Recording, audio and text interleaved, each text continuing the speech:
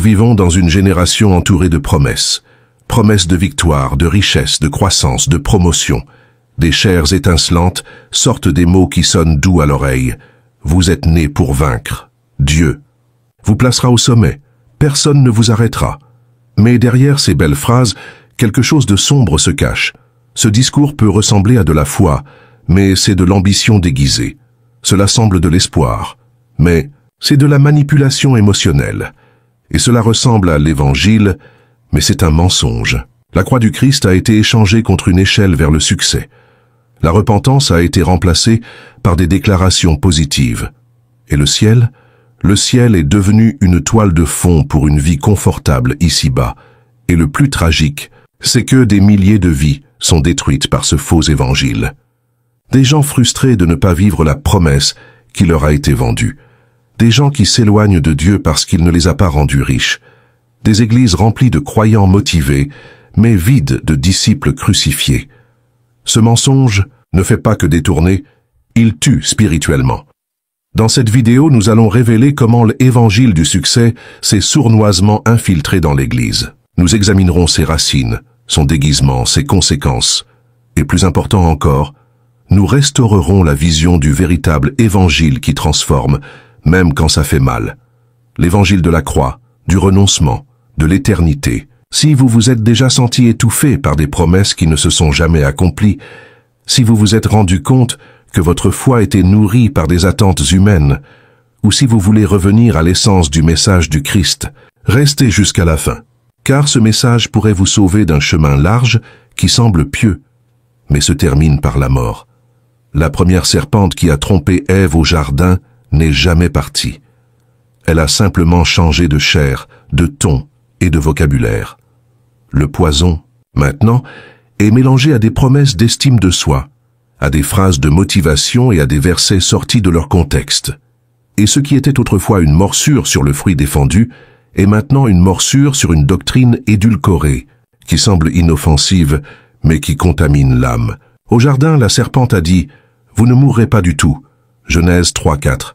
Aujourd'hui, elle dit « Vous ne souffrirez pas, vous ne pleurerez pas, vous ne serez pas rejetés, vous ne traverserez pas d'affliction. » Mais Jésus a dit « Vous aurez des afflictions dans le monde ». Jean 16:33. Le véritable évangile commence par une croix, pas par une scène, et la porte est étroite, pas tournante. Ce que nous voyons aujourd'hui est une nouvelle serpente sur l'autel. Elle ne vient pas avec des écailles, mais avec un costume. Elle ne murmure pas entre les feuilles, mais entre les lumières LED. Elle ne promet pas de connaissances interdites, mais des clés de succès. Et son objectif reste le même, éloigner l'homme de l'obéissance à Dieu et le rendre le centre de sa propre foi. Le piège est subtil. Il ne nie pas directement le Christ, il l'utilise simplement comme un moyen pour une fin. Jésus devient le sponsor des conquêtes terrestres.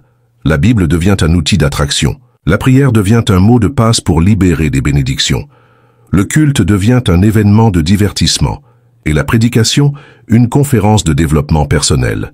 Le péché, il disparaît au nom de la positivité. Mais ne vous y trompez pas. La même serpente qui a ensorcelé Ève par des promesses séduit maintenant une génération avec le même mensonge. Le déguisement est nouveau, mais l'esprit est le même. La rébellion déguisée en liberté. La vanité déguisée en foi. Et l'idolâtrie du moi déguisée en adoration de Dieu. L'Écriture avertissait déjà, car il viendra un temps où ils ne supporteront pas la saine doctrine, et se donneront une foule de maîtres selon leurs propres désirs. 2 Timothée 4:3. Nous sommes à cette époque, une époque où beaucoup disent « Seigneur, Seigneur », mais ne connaissent pas le Seigneur de la croix. Une époque où les foules suivent un Christ qui n'a jamais existé, le Christ du confort, des applaudissements, de la richesse instantanée. Mais la vérité est que l'Évangile ne tourne pas autour de ce que l'homme peut conquérir, mais de ce qu'il doit perdre, l'orgueil, le péché, le contrôle, le monde. L'Évangile n'est pas une invitation au succès, c'est un appel à la repentance, et la repentance fait mal. La repentance exige l'abandon de soi. La repentance tue le vieil homme pour en faire naître un nouveau. C'est pourquoi il est urgent que nous recommencions à entendre la voix de l'agneau, et non celle du dragon déguisé en ange de lumière. Il est temps de revenir à la croix. de reconnaître que l'Évangile n'est pas un produit. Ce n'est pas un service. Ce n'est pas une scène. C'est un autel, c'est un sang versé, c'est une mort qui génère la vie. C'est un royaume dans lequel on n'entre qu'à genoux. Car au final, la serpente continuera d'essayer, mais le vrai disciple saura discerner. Et même si tout le monde autour choisit les raccourcis du succès, il choisira le sentier étroit de l'agneau. Parce qu'il sait, la seule couronne qui en vaille la peine est celle qui vient après la croix. La mensonge de l'évangile du succès ne commence pas par le péché. Il commence par un échange. On échange la croix contre la scène. On échange l'humilité contre le statut. On échange le brisement contre l'esthétique. Et par-dessus tout, on échange le pouvoir de l'esprit contre la preuve de l'argent. Aujourd'hui, dans de nombreuses chaires, on ne demande plus « Cet homme craint-il Dieu ?» On demande « Combien de followers a-t-il ? Dans quelle voiture est-il arrivé ? Combien d'églises a-t-il ouvertes ?» La valeur spirituelle d'un ministre semble dépendre de la taille de son compte en banque ou de l'influence qu'il exerce. L'argent est devenu le thermomètre de l'onction. Mais quand Jésus a-t-il enseigné cela ? Ou Paul a-t-il lié la prospérité matérielle à l'autorité spirituelle? Où a-t-on qualifié de rater l'agneau qui n'avait pas d'endroit où reposer sa tête? Nulle part. Parce que le royaume de Dieu, ce n'est pas manger et boire, c'est la justice, la paix et la joie dans l'esprit. Romains 14, 17. Cette distorsion n'est pas nouvelle. À Laodicée, les chrétiens disaient « Je suis riche, je me suis enrichi et je n'ai besoin de rien. » Et Jésus répond durement « Tu es un malheureux, misérable, pauvre, aveugle et nu. » Apocalypse 3, 17. La pire cécité est celle de celui qui se croit béni, mais qui a été vomi par le Christ sans même s'en apercevoir. L'évangile du succès est un maquillage spirituel. Il couvre la chair, déguise le péché, masque la vanité. Mais il ne guérit pas. Il ne libère pas. Il ne régénère pas. Il échange la croix contre la vitrine. Il échange l'autel contre la performance. Il échange le brisement contre l'autopromotion. Et le résultat est une armée de croyants motivés, mais non convertis. La chair est devenue une tribune, et le nom de Jésus une marque. Les prédicateurs sont traités comme des célébrités. Les témoignages deviennent du marketing. Et la bénédiction est devenue un produit négocié à chaque culte, pourvu que vous soyez prêt à planter votre semence financière. L'autel est devenu un comptoir. L'esprit est devenu une monnaie. Et pire, beaucoup de ceux qui sont pauvres matériellement se sentent maudits, rejetés par Dieu, exclus de la foi victorieuse. Combien d'enfants de Dieu prient avec honte de ne pas avoir leur propre maison? Combien jeûnent en silence parce qu'on leur a appris que la pauvreté est un signe de malédiction? C'est de l'hérésie. C'est de la cruauté spirituelle. Le royaume de Dieu ne mesure pas la valeur de votre portefeuille. Il mesure la valeur de votre cœur. Ce n'est pas le nombre de voitures que vous avez. C'est le nombre de fois où vous êtes renié par amour pour le Christ. Ce n'est pas la taille du temple. C'est la profondeur de la repentance. Ce n'est pas la dîme que vous donnez. C'est la vie que vous consacrez. Le Christ nous a enseigné « Amassez-vous des trésors dans le ciel » Matthieu 6, 20. Mais l'évangile du succès veut transformer le ciel en un compte en banque. Il veut que vous utilisiez Dieu pour vous élever sur terre, au lieu de mourir avec le Christ et de ressusciter pour les hauteurs. Il est temps de se poser une question sincère. Qu'est-ce qui mesure ma vie spirituelle? Mes biens ou mon obéissance? Mes applaudissements ou mon intimité avec le Père? L'approbation des réseaux ou l'approbation du ciel? Parce qu'au jugement final, ce qui sera pesé n'est pas le nombre de voitures, de maisons ou de vues, mais le poids de la gloire qui a habité en nous. Et cette gloire ne vient que sur ceux qui acceptent d'être vidés d'eux-mêmes. Il y a quelque chose de terriblement faux quand un peuple se rassemble pour adorer, mais que la croix n'est pas mentionnée. Quand la louange est animée, mais qu'il n'y a pas de larmes de repentance. Quand le message parle de bénédiction, mais pas de renoncement. Quand le nom de Jésus est exalté, mais seulement comme porte-parole de nos volontés. Le résultat est un nouveau type d'idolâtrie. L'idolâtrie de la promesse. Oui, de l'idolâtrie. Parce que toute promesse qui occupe le centre du culte du cœur et de la vie chrétienne, au-dessus de la présence de Dieu, est devenue une idole. Il y a des croyants qui n'idolâtrent pas d'image, mais ils idolâtrent un mariage promis, une entreprise de rêve, un ministère en vue, une guérison prophétisée. Ils ne se prosternent pas devant des statues, mais ils s'agenouillent devant leurs attentes. Et quand la promesse est en retard, la foi se refroidit, la louange cesse, la prière devient monotone. L'âme se révolte contre Dieu. Parce qu'au fond, ce n'était pas la croix qui soutenait cette vie spirituelle, c'était l'attente de la victoire. La foi était basée sur des récompenses et non sur la rédemption. La Bible est remplie de promesses, oui, mais toutes les promesses passent par une croix. Une promesse sans croix est un mensonge, une victoire sans don de soi est de la vaine gloire, la prospérité sans obéissance est de la perdition. Il n'y a pas de vraie couronne, sans épines sur le chemin. Jésus lui-même l'a dit clairement. Si quelqu'un veut venir après moi, qu'il renonce à lui-même, qu'il prenne sa croix et qu'il me suive. Matthieu 16, 24. Mais ce que nous avons aujourd'hui, c'est une génération qui veut suivre Jésus, sans croix. Qui veut servir Dieu, sans mourir au monde? Qui veut voir des miracles, sans passer par le désert? Cette génération transforme les promesses en Dieu et utilise la foi comme un outil de manipulation spirituelle. Elle ne prie pas pour s'aligner sur la volonté de Dieu, mais pour essayer de plier le ciel à sa propre volonté. La nouvelle idolâtrie est plus dangereuse que l'ancienne, parce qu'elle est plus difficile à identifier. Elle se cache derrière de belles paroles. Elle chante « Je t'abandonne tout », mais au fond elle ne veut que recevoir. Elle lève les mains, mais son cœur est lié aux promesses. Elle dit « Utilise-moi, Seigneur », mais définis à l'avance comment, quand et où elle veut être utilisée. Et que dire des prédicateurs qui nourrissent cette idolâtrie? Ils ont transformé l'autel en un centre de promesses. Chaque culte est un tournant, chaque mois est prophétique, chaque lutte a une victoire garantie, chaque fidèle a droit à l'honneur. On parle peu du péché, encore moins de la repentance. La croix a disparu du centre de la prédication, et le Christ crucifié a été remplacé par le Christ triomphant qui ne donne que des bénédictions, sans rien exiger en retour. Mais ce n'est pas la foi qui sauve. Ce n'est pas la foi qui transforme, c'est la foi qui trompe.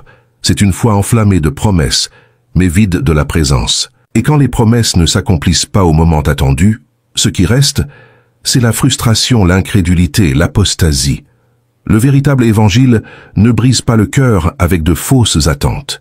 Il façonne le cœur avec la vérité. Il enseigne que la foi, c'est obéir même sans comprendre. Que le silence de Dieu est aussi une réponse. Que le désert fait partie du chemin.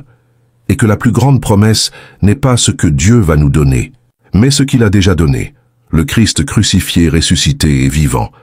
Il est temps de purifier l'autel, de briser les idoles que nous avons dressées avec nos propres attentes, de remettre à Dieu nos rêves, y compris ceux que nous pensions qu'il avait promis. Parce que celui qui fait vraiment confiance à Dieu, fait confiance même quand il dit non. Dieu n'est pas obligé de satisfaire nos volontés, mais il est fidèle pour nous conduire au centre de sa volonté, qui est toujours meilleure que la nôtre. Et celui qui embrasse la croix avec foi recevra quelque chose d'infiniment plus grand que n'importe quelle promesse terrestre, la gloire de marcher avec le roi des rois. La vieille Babylone se dressait avec des briques d'orgueil, des colonnes de vanité, et un autel où l'homme était exalté à la place de Dieu. C'était une ville construite sur l'idée que nous pouvons monter au ciel sans passer par la croix. Et aujourd'hui, elle a ressurgi, non pas avec des murailles et des jardins suspendus, mais avec des temples modernes, des scènes illuminées et des chairs qui annoncent le même évangile babylonien. Faisons-nous un nom. La nouvelle Babylone est parmi nous. Elle ressemble à une église, mais elle n'a pas l'agneau au centre. Elle a des chants, mais pas de brisement. Elle a une foule, mais pas de discipulat. Elle a un programme, mais pas de présence. Elle est organisée, stratégique, populaire, mais spirituellement vide. Babylone a toujours été le symbole de la confusion, du mélange, de la gloire humaine. Et c'est exactement ce que nous voyons. Aujourd'hui, un mélange entre le sacré et le profane, entre le royaume de Dieu et les valeurs du monde. La nouvelle Babylone chante la sainteté, mais tolère le péché. Elle parle d'amour, mais vit de compétition. Elle prêche la victoire, mais cache le coup de la croix. Le plus effrayant est ça que beaucoup ne parviennent plus à discerner. La séduction de Babylone est si bien parée qu'elle semble sainte. Elle offre tout ce que l'ego désire, reconnaissance, prospérité, influence, ascension. Mais derrière, L'éclat se trouve le même esprit qui a dit à Ève, « Vous serez comme des dieux ». Dans Apocalypse 18, nous voyons le jugement contre cette grande cité spirituelle. Babylone est décrite comme la demeure des démons, le repère de tout esprit impur. Et malgré cela, elle séduit les nations par son apparence de gloire. Aujourd'hui, il y a des églises où le nom de Jésus est cité, mais l'esprit qui y règne n'est pas le sien. Il y a des réunions où l'ambiance est émotionnelle, mais le trône n'appartient pas au Christ. C'est Babylone elle-même déguisée en adoration. Et comment la reconnaître? C'est simple. Là où il y a un évangile sans repentance, il y a Babylone. Là où il y a un autel sans croix, il y a Babylone. Là où il y a une louange qui exalte l'homme et non Dieu, il y a Babylone.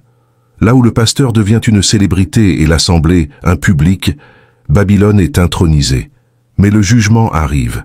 L'appel de Dieu est clair. Sortez du milieu d'elle, mon peuple, de peur que vous ne participiez à ses péchés.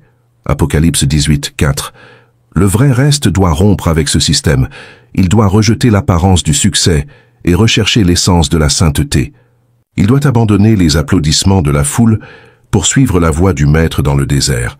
Et cette séparation est douloureuse, parce qu'elle exige le renoncement, la fidélité, le courage. Elle exige de perdre des amis, un statut, des portes ouvertes.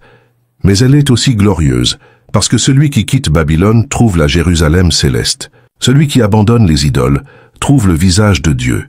Celui qui quitte les systèmes humains entre dans le royaume éternel.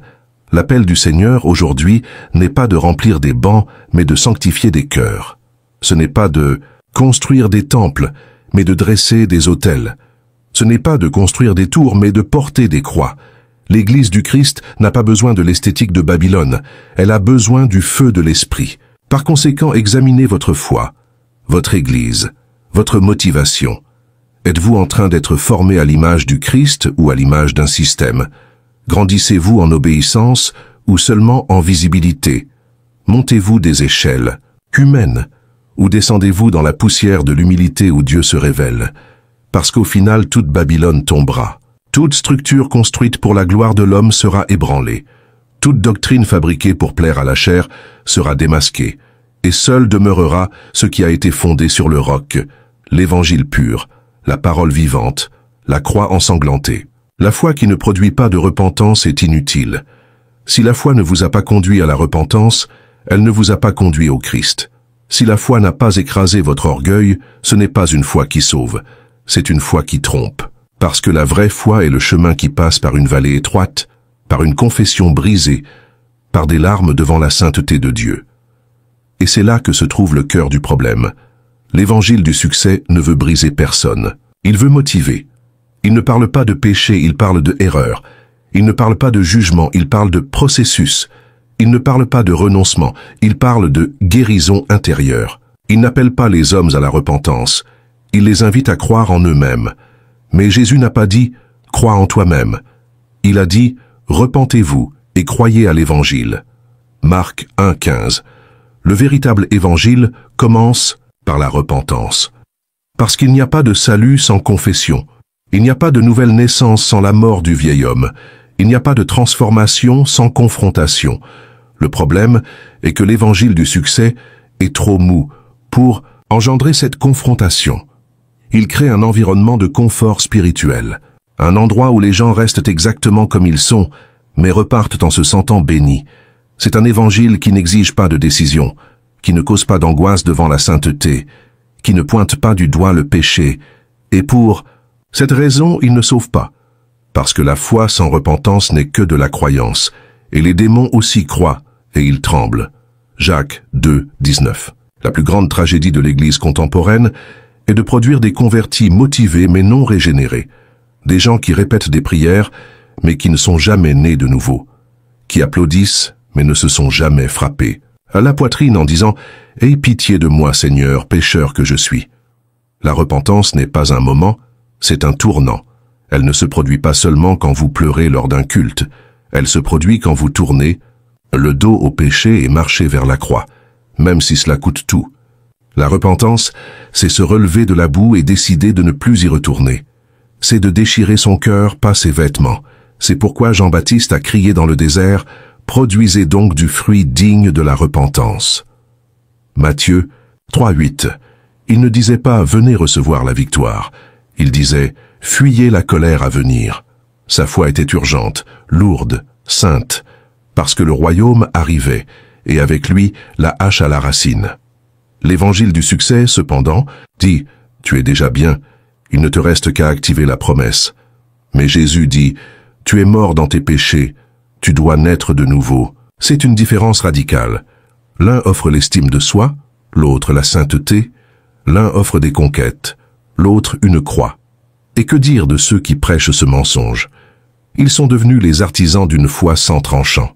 Ils ont forgé des épées qui ne coupent pas, des mots qui ne blessent pas l'orgueil, des messages qui n'enlèvent pas le péché. Ils sont devenus comme les faux prophètes de Jérémie, qui disaient « Paix, paix », quand il n'y avait pas de paix. Jérémie 6,14. Mais Dieu cherche encore des voix prophétiques, des hommes et des femmes qui ne vont pas seulement déclarer la victoire, mais qui vont réclamer la repentance, qui vont ouvrir les Écritures et dire « Ainsi parle le Seigneur », qui vont préférer perdre la renommée que de perdre la présence. Parce que seulement là où il y a la repentance, il y a le salut. Et peut-être qu'aujourd'hui le Saint-Esprit touche votre conscience. Peut-être réalisez-vous que votre foi était basée sur des promesses humaines et non sur la parole. Peut-être fréquentiez-vous les églises, mais n'êtes-vous jamais entré dans le royaume. Peut-être connaissiez-vous les versets, mais n'avez-vous jamais rencontré l'auteur. Alors écoutez ceci, il est encore temps. Le jour du salut est encore là. Il est encore possible de naître de nouveau. Mais vous devez vous abandonner. Vous devez tomber à genoux. Vous devez crier « Seigneur, aie pitié de moi ». Parce que c'est la foi qui transforme, celle qui vous brise, pour ensuite vous reconstruire. La foi qui ne voit pas le péché ne verra pas non plus le Sauveur. Elle peut fréquenter des cultes, chanter des chants, porter un t-shirt d'église, mais elle ne sera jamais transformée. Parce que sans repentance, il n'y a pas de nouvelle création. Et sans nouvelle création, l'enfer reste la destination, même avec une apparence de foi. La croix est un scandale parce qu'elle exige un abandon total. Elle révèle que nous ne sommes pas bons, nous ne sommes pas forts, nous ne sommes pas suffisants. Et pour cela, nous avons désespérément besoin de Jésus. Mais seul celui qui a cessé de se tromper reconnaît ce désespoir. L'Église doit cesser de protéger ses membres de la douleur de la vérité, parce que c'est cette douleur qui ouvre la voie à la guérison. C'est ce désespoir qui ouvre le chemin du salut. C'est cette confrontation qui génère la conversion. L'Évangile n'est pas un maquillage, c'est une amputation. Il n'embellit pas l'âme, il arrache ce qui est mort et plante la vie là où il y avait du péché. C'est pourquoi celui qui ne voit pas le péché ne verra jamais le Sauveur. Et maintenant, la question finale résonne dans votre esprit. Avez-vous déjà vu votre péché comme Dieu le voit? Parce que si vous le traitez encore comme une faute, comme une phase, comme une faiblesse, peut-être n'avez-vous pas encore rencontré le Christ de la croix. Mais si aujourd'hui, en entendant tout cela, votre cœur brûle, votre conscience désespère, et votre âme crie, alors la bonne nouvelle est, Jésus sauve encore, il guérit encore, il transforme encore. Mais il commence à l'intérieur, il commence par arracher le péché, parce que seul celui qui voit la boue court vers la source. Si ce message a brûlé dans votre esprit, si vous avez senti l'appel de Dieu vous confronter, si le Saint-Esprit vous a rappelé quelque chose qui doit être confessé et abandonné, alors n'ignorez pas cela. C'est la voix du Saint-Esprit, non seulement pour consoler mais pour réveiller. Ici, à l'école du Prince, vous ne trouverez pas une foi superficielle, ni des promesses vides. Ici, chaque parole est un appel à la profondeur, à la sainteté et au feu du premier amour. Et si vous voulez faire le pas suivant, téléchargez nos e-books. Ils sont nos cadeaux pour ceux qui n'acceptent plus une vie spirituelle tiède. Le lien est dans la description et dans le commentaire épinglé. Abonnez-vous à la chaîne, activez la cloche des notifications et partagez cette vidéo avec quelqu'un qui a besoin d'entendre cette vérité, parce que cette génération sera jugée pour ses péchés, mais aussi par la foi qu'elle a eue.